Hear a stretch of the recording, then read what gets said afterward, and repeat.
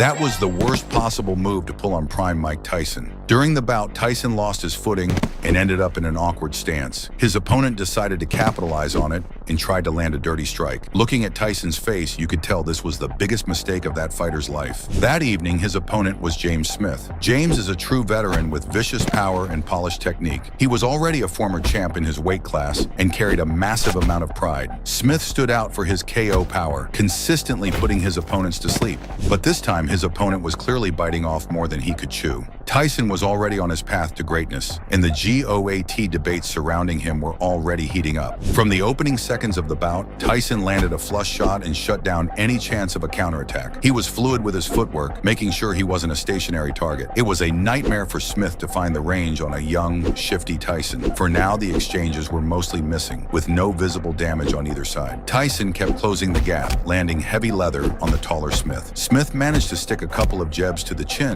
but he ate a nasty combination in return. Every time Smith tried to engage, Iron Mike answered with a more precise counter. No clue how he was threading the needle so easily against a much taller opponent. He was putting on a masterclass in head movement and looked completely dialed in. Smith managed to get under Mike's skin, leading Tyson to land a shot after the bell. Because of that, Smith looked gassed and was clearly falling behind on the scorecards. The second frame was mostly Tyson pressuring and both fighters constantly clinching. It ended pretty much the same way. By the third round, Tyson started turning up the heat and emptying his arsenal. He was finding the home for his shots more often, letting the damage accumulate. It paid off as his punches started piercing the guard, leaving the tall opponent's face battered and bruised. Smith was clearly fading, which was a gift for Mike. Smith was just eating shots one after another. In the final minute, Tyson was countering the jabs at will and looked like the prohibitive favorite. Smith barely survived the round. In the later frames, Smith started losing his mind, literally mimicking a bird's silhouette with his arms. He spent the entire time circling the ring